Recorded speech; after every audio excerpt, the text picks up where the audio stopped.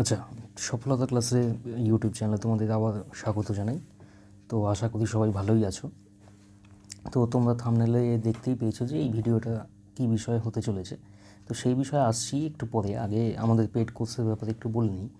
13 তারিখ থেকে 13 এপ্রিল থেকে আমাদের ক্লাস শুরু হচ্ছে এবং সেটা হচ্ছে রিজনিং ক্লাস হবে। মানে 13 এপ্রিল রিজনিং ক্লাস হচ্ছে, ব্লাড রিলেশন থেকে শুরু হচ্ছে রিজনিং, এবং 14 এপ্রিল আমাদের ম্যাথ ক্লাস হচ্ছে এবং সেটা হচ্ছে পার্সেন্টেজ থেকে শুরু হচ্ছে। তো ব্যাপারটা হচ্ছে, যদি তোমরা কেউ নিতে চাও সেটা তোমরা মানে যে নিতে চাইছো সে বা তারা এই নাম্বারটায় আমাকে একটু হোয়াটসঅ্যাপ করে দিও বা কলও করতে পারো যদি কোনো ডাউট থাকে। এইখানে নাম্বার দেওয়া আছে, টেলিগ্রাম গ্রুপেরও লিঙ্ক দেওয়া আছে। তো আর আমাদের ডিসক্রিপশানে হোয়াটসঅ্যাপ গ্রুপেরও লিঙ্ক দেওয়া থাকবে। কোনো রকম মানে যা যা আমরা আপডেট দেওয়া ওই হোয়াটসঅ্যাপ গ্রুপে দিয়ে দিই এবং টেলিগ্রাম গ্রুপে দিয়ে দিই। তো তোমরা সেইখানে সেগুলো ফলো করতে পারো, আমাদের ইউটিউব চ্যানেলও ফলো করতে পারো। আর পেড কোর্স এই 13 তারিখ থেকে আসছে, সেটা তো বললামই। 10 টাকা করে পার ক্লাস এবং লাইফ টাইম ভ্যালিডিটি, এটা তো অনেকবারই বলেছি, আরেকবার বলে দিচ্ছি। 10 টাকা পার ক্লাস, যেটা দিয়ে এখন হয়তো 1 কাপ চায়ের দাম বেরোয় আর কি। আর সেটা হচ্ছে লাইফ টাইম ভ্যালিডিটি, মানে তুমি যতদিন ধরে তোমার প্রিপারেশন চলবে অথবা যতদিন তোমার প্রয়োজন হবে সেই ক্লাসটা, তুমি ততদিনই ওই ক্লাসটা ইউজ করতে পারবে বা ফলো করতে পারবে। এবং এমন নয় যে 6 মাস পর বা 1 বছর পর সেটা তোমাকে রিনিউ করতে হবে। রিনিউ করার ব্যাপার নেই, একবার টাকা দিলে তুমি, আর তাতে তোমার যতদিন তুমি প্রিপারেশন করছো, অথবা ধরো একটা তুমি একটা কোনো এক্সাম ক্লিয়ার করলে, এবার তারপরে আরও হায়ার পোস্টে পরীক্ষার জন্য তুমি প্রিপেয়ার করছো, তার জন্য তোমার দরকার আছে ওই ক্লাসটা। তুমি তখনও দেখছো, কোনো অসুবিধা নেই। একবার পেমেন্ট করলে তাতে হিসাব শেষ, আর পেমেন্ট করতে হবে না। তো এই হচ্ছে পেড ক্লাসের যা বৃত্তান্ত বললাম। এবারে আসি পরের টপিকে, যে সিজিএলএ বা সিএইচএসএল সামনে আসলে, সিএইচএসএল তারপরে সিজিএল আসবে, সিলেকশন পোস্টেরও পরীক্ষা আছে। তো এই সমস্ত পরীক্ষায় অঙ্কে ভালো মার্কস, প্রথমত বলে দিই, এটা ফুল মার্কস পাওয়ার স্ট্র্যাটেজি আমি বলবো না, এটা ভালো মার্কস পাওয়ার স্ট্র্যাটেজি। ফুল মার্কস অঙ্কে বা কোনো সাবজেক্টে ফুল মার্কস পাওয়ার কোনো স্ট্র্যাটেজি হয় না, সত্যি কথা বলতে। যে সমস্ত পেজগুলো দাবি করে যে ফুল মার্কস, এই স্ট্র্যাটেজি ফলো করলে ফুল মার্কস হয়ে যাবে, ওই স্ট্র্যাটেজি ফলো করলে ফুল মার্কস হয়ে যাবে, সেগুলো আমার মনে হয় মিথ্যে কথা বলে। এটা আমার মনে হয় যে ওরা মিথ্যে কথা বলে। ফুল মার্কস পাওয়ার কোনো স্ট্র্যাটেজি হয় না। অঙ্কে ভালো মার্কস বা যে কোনো সাবজেক্টে ভালো মার্কস পাওয়ার স্ট্র্যাটেজি হয়। সেইটা আমি বলবো যে ভালো মার্কস পাওয়ার কী স্ট্র্যাটেজি হতে পারে। হ্যাঁ, এখন ভাগ্য ভালো থাকলে ফুল মার্কস চলে আসবে। তো চলো এবারে ওই টপিকে কথাবার্তা শুরু করি। প্রথমে তো একটা জিনিস দেখিয়ে দিই তোমাদের, তাতে তোমাদেরও একটু মানে আমাকে একটু বিশ্বস্ত মনে হবে যে আমি যে স্ট্র্যাটেজিটা দিচ্ছি সেটা আমি ওই স্ট্র্যাটেজি ফলো করে আমি এই জিনিসটা অ্যাচিভ করেছি, তাই জন্য আমি এই স্ট্র্যাটেজি তোমাদের জানাতে পারছি। এটা কোনো শো অফ করার বিষয় নয়। এইটা ফুল মার্কস পাওয়া, অন্তত বা ভালো মার্কস পাওয়া সিজিএলএ বা এসএসসির পরীক্ষায় একটুখানি বেসিকগুলো ঠিক রাখলেই, একদম প্র্যাকটিস ঠিক মতো করলে এই মার্কসটা চলে আসে, এর কাছাকাছি মার্কস চলে আসে। তো এটা শো অফ করার জন্য বলিনি, এটা জাস্ট বলতে চেয়েছি যে আমি কি স্ট্র্যাটেজি ফলো করেছি, যেই স্ট্র্যাটেজি ফলো করেছি সেই স্ট্র্যাটেজি ফলো করে এই জিনিসটা আমার এসছে। এবারে যাই পরের পেজে। দেখো, এবারে শুরু হচ্ছে কি স্ট্র্যাটেজি ফলো করবে। প্রথম পয়েন্ট যেটা বলছে, চ্যাপ্টার ধরে অঙ্ক শুরু করতে হবে। একদম ঠিক, একদম চ্যাপ্টার ধরে অঙ্ক প্র্যাকটিস করতে হবে। আর প্র্যাকটিস সবসময় প্রিভিয়াস ইয়ার কোয়েশ্চেন করতে হবে। বেসিক থেকে একদম অঙ্ক শুরু করো, একদম সোজা থেকে আস্তে আস্তে আস্তে আস্তে কঠিনে যাও। তুমি হয়তো অঙ্ক খুব জানো, বা অঙ্ক হয়তো অতটা জানো না, বা অঙ্ক হয়তো কিছুই জানো না, সবার ক্ষেত্রেই বলছি। একদম বেসিক থেকে অঙ্কটা শুরু করো। যখন দেখো বেসিক একদম সোজা সোজা সোজা কোশ্চেনগুলো হচ্ছে, তারপরে একটু কঠিনে যাও, তারপরে আরেকটু কঠিনে যাও, এইভাবে চলতে থাকবে। আর আমার মতে পার্সেন্টেজ চ্যাপ্টার থেকে অঙ্ক শুরু করলে সব থেকে ভালো হয়। কারণ পার্সেন্টেজ এমন একটা চ্যাপ্টার, ওটা অনেক চ্যাপ্টারের কনসেপ্ট ক্লিয়ার করে। প্রথমত পার্সেন্টেজ একটা ইম্পর্টেন্ট চ্যাপ্টার। শুধুমাত্র পার্সেন্টেজের কনসেপ্ট থাকলে অনেক অঙ্ক এসএসসিতে পাওয়া যায় পরীক্ষায়। পার্সেন্টেজের থেকে অনেক অঙ্ক এমনি আসে, প্রফিট লস থেকে আসে, এসআইসিআই থেকে আসে। তাছাড়াও আরও অনেক এরকম চ্যাপ্টার আছে যেখান থেকে পার্সেন্টেজের চ্যাপ্টারে না হলেও ওই অঙ্কগুলো এমনভাবে আসে যাতে ডেটাগুলো পার্সেন্টেজে থাকে। তো পার্সেন্টেজের চ্যাপ্টারের উপর যদি একবার কনসেপ্ট ক্লিয়ার থাকে তোমার, তাহলে দেখবে অনেক সিজিএলের বেশ কিছু অঙ্ক তোমার এমনি হয়ে যাচ্ছে, মানে ওই মানে একদম পার্টিকুলারলি ওই চ্যাপ্টারে তোমার নলেজ না থাকলেও যদি পার্সেন্টেজের একটু কনসেপ্ট থাকে হয়তো এরকম অনেক অঙ্ক হয়ে যাবে। তো আমার যেটা মনে হয় অন্যান্য মানে যারা টিচার আছেন বা আরও যারা স্টুডেন্ট আছে তাদের ক্ষেত্রে হয়তো আলাদা মনে হতেই পারে, সেটা কোনো ব্যাপার নয়। আমার যেটা মনে হয় যে পার্সেন্টেজ চ্যাপ্টার থেকে অঙ্ক শুরু করলে সেটা সব থেকে ভালো হবে। সেক্ষেত্রে অনেক কনসেপ্ট, অনেক ক্যালকুলেশনেরও অনেক ইমপ্রুভমেন্ট আসে তোমার পার্সেন্টেজের থেকে শুরু করলে। 3 নম্বর পয়েন্টে দেখো, বলছে যে অঙ্ক করার সময় একটা আলাদা নোট করার মতো জায়গা রাখা উচিত, যেখানে শর্ট ট্রিক, অপশন এলিমিনেশনের মাধ্যমে একটা অঙ্ক কীভাবে করা যায় সেটা লেখা থাকবে। খুব ভালো কথা। অঙ্কে মানে যখনই করতে বসবে সবসময় এই মেন্টালিটি থাকবে না যে বেসিক থেকে অঙ্ক করব। অঙ্ক বেসিক থেকে করলে খুবই ভালো কথা, খুব মানে বেসিক থেকে করো অঙ্ক, কিন্তু সাথে আরেকটা মেথড, মানে একটা অঙ্ক অ্যাপ্রোচ করছো সেটা বেসিক থেকে করলে এবং সাথে আরেকটা কি মেথডে করা যায়, যাতে পরীক্ষা হলে পরীক্ষা হলে দেখা গেলো ওই বেসিক মেথডটা আমার হলো না, বা হয়তো বেসিক মেথডটা করার মতো টাইম পাবো না, আমি দেখতে পেলাম যে বেসিক মেথড করার মতো টাইম পাবো না, একটু শর্টে বা একটু ক্যালকুলেশন কম করে কীভাবে একটা অঙ্ক করা যেতে পারে সেই জিনিসটা তুমি একটা মানে লিখে রাখার একটা জায়গা করলে, একটা নোট তৈরি করলে। তারপরে 4 নম্বর পয়েন্ট কী বলছে, গোটা সিলেবাসটাকে একটা মডিউলে ভাগ করে নাও। যেমন পার্সেন্টেজ, প্রফিট লস, সিম্পল আর কম্পাউন্ড ইন্টারেস্ট, এই তিনটে একটা মডিউল। হ্যাঁ দেখো, এইরকমভাবে পুরো গোটা সিলেবাসটাকে একটা মডিউলে মানে একটা মডিউলে ভাগ করে নিতে হবে চ্যাপ্টার ওয়াইজ। যেমন তোমার ওদিকে স্পিড টাইম ডিস্টেন্সের যে চ্যাপ্টারটা আছে, স্পিড টাইম ডিস্টেন্সের বেসিক স্পিড টাইম ডিস্টেন্সের অঙ্ক, তারপরে ট্রেনের প্রবলেম, তারপরে বোট অ্যান্ড স্ট্রিম, তারপরে রেস, এই কয়েকটা টপিক স্পিড টাইম ডিস্টেন্সের মডিউলে চলে আসছে এইভাবে। বা নাম্বার সিস্টেমের ক্ষেত্রে HCF, LCM, search and indices, number সিস্টেমের নিজের অঙ্কগুলো, ডিভিজিবিলিটি রুলের অঙ্কগুলো, এই সমস্ত জিনিসগুলো একটা মডিউলে করে মানে চলে আসছে। তো এইভাবে যে চ্যাপ্টারগুলো মানে এখানে বলাই আছে আর কি, যে চ্যাপ্টারগুলো একে অপরের সাথে লিঙ্কড, মানে এই যেমন পার্সেন্টেজের কনসেপ্ট ইউজ করে তুমি প্রফিট লস করতে পারছো, মানে সেই কনসেপ্ট ইউজ করে তুমি সিম্পল ইন্টারেস্ট, কম্পাউন্ড ইন্টারেস্ট করতে পারছো। এই লিঙ্ক আছে যে একটা চ্যাপ্টার একে অপরের সাথে, এই চ্যাপ্টারগুলো মানে এক একটা করে মানে তুমি মডিউলে ভাগ করে নিলে, দিয়ে মডিউল ওয়াইজ তুমি প্র্যাকটিস করলে। আর প্র্যাকটিস সবসময় কী করবে, সবসময় প্রিভিয়াস ইয়ার করবে, অন্য কোনো মানে বাজার চলতি যে কোনো, মানে তুমি ধরো SSC দিতে যাচ্ছ, CGL দিতে যাচ্ছ, SSCর প্রিভিয়াস ইয়ারের উপর যে বই পাওয়া যায় বাজার চলতি যে কোনো বই, প্রিভিয়াস ইয়ারের তো আলাদা, মানে এর তো আলাদা কোনো বইয়ের ভাগ নেই। প্রিভিয়াস ইয়ার এই বইতে যেরকম থাকবে ওই বইতেও সেরকমই কোয়েশ্চেন থাকবে, ওটা আলাদা কিছু ফারাক নেই। তো যে কোনো বই তোলো, সেখান থেকে প্র্যাকটিস করতে থাকো। প্র্যাকটিস সবসময় চেষ্টা করো যে প্রিভিয়াস ইয়ার বেসড প্র্যাকটিস করাটাই বেটার। আচ্ছা, তারপরে বলছে যে মডিউল ধরে তারপরে মক দাও। হ্যাঁ, যেমন ধরো পার্সেন্টেজ হলো, পার্সেন্টেজের ওই মডিউলটা হলো, তারপরে পার্সেন্টেজ, প্রফিট লস আর SIC এর উপর যে মকগুলো আছে তুমি দিলে, প্রথম একদমই মকের মার্কস দেখতে যাবে না।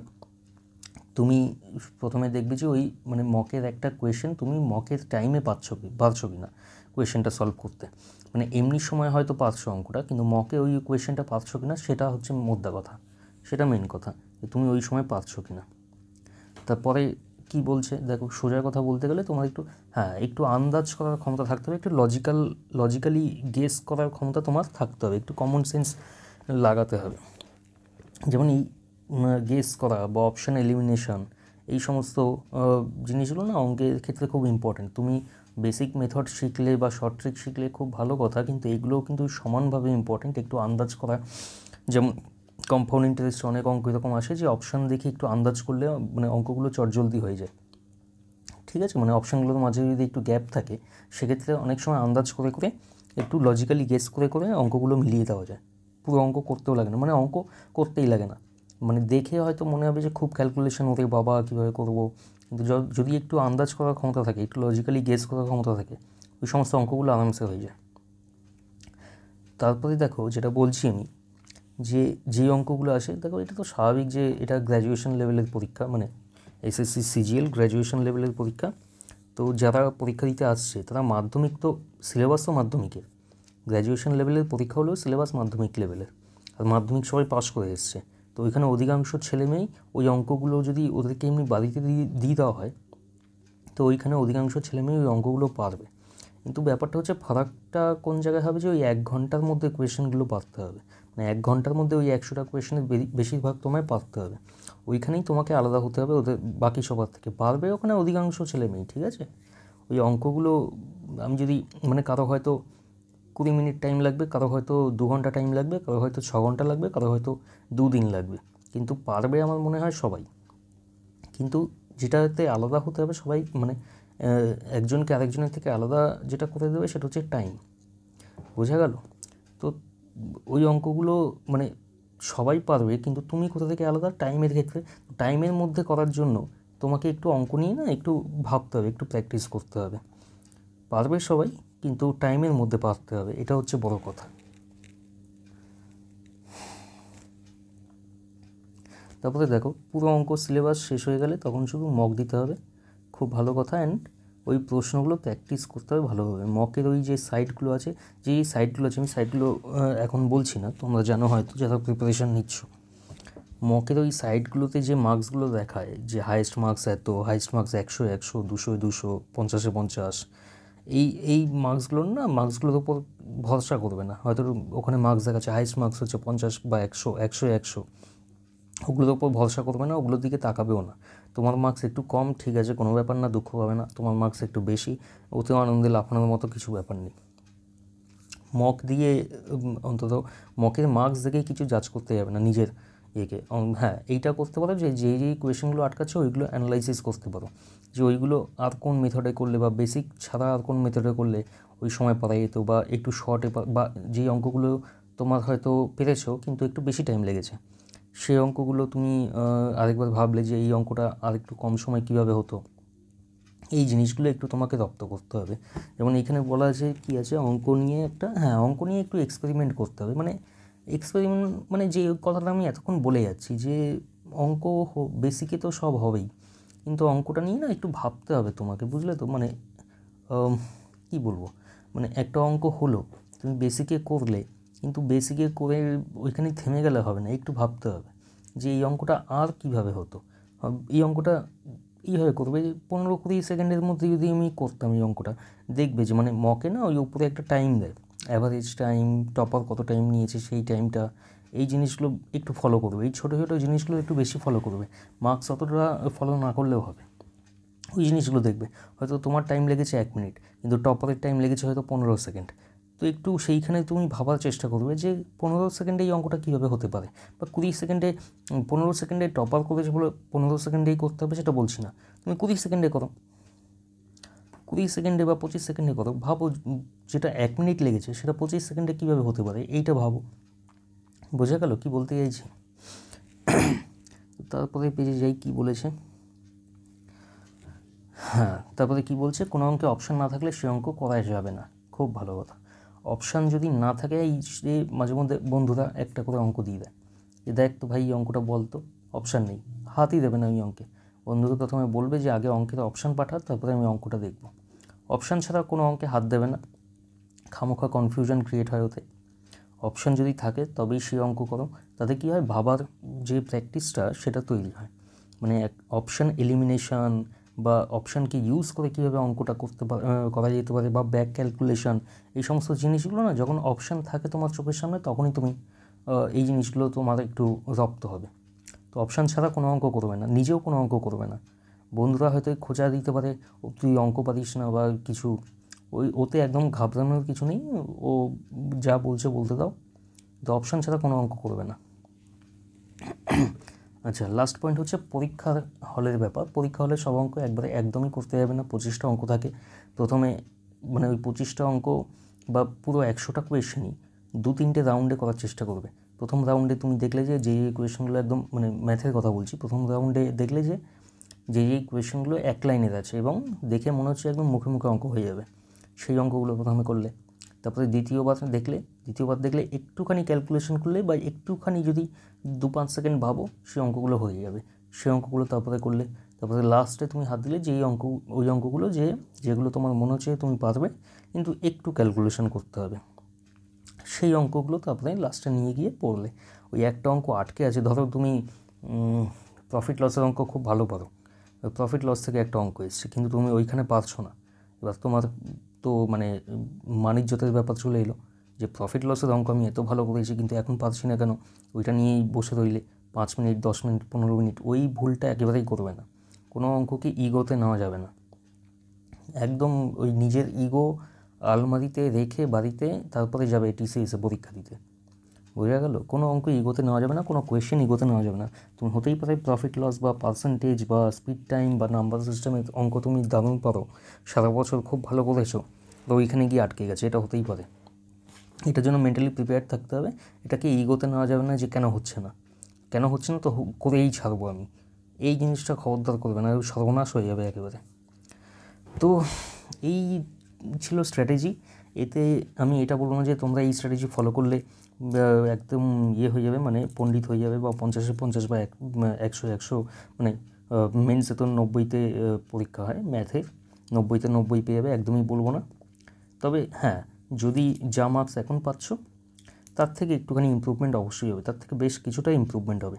প্রথম কথা হচ্ছে বেসিক থেকে, মানে বেসিক এবং সাথে আরেকটা মেথড, এই 2 বা 3টে মেথড ভেবে রাখো এক একটা অঙ্কে, দিয়ে ওইভাবে অঙ্ক প্র্যাকটিস করো। মানে সিলেবাস শেষ হলো, ওর উপরে মক দাও, চ্যাপ্টারের উপরে মক দাও। আর মক সবসময় প্রিভিয়াস ইয়ার কোয়েশ্চেন বেসড দেবে। আর previous year question based mock দিলে যেই অঙ্কগুলো আটকালো ওগুলো দেখলে কেন আটকালো, কীভাবে করা যেত, ওগুলো নোট করে নিলে, এবং নোট করে নিয়ে আবার তারপরে রিভিশন খুব ইম্পর্টেন্ট, রিভিশনটা ভালো করে দিও। তো এই অবধি এইটুকুই বলার ছিল, আর এর থেকে বেশি কিছু নেই, এত চাপের কিছু নেই।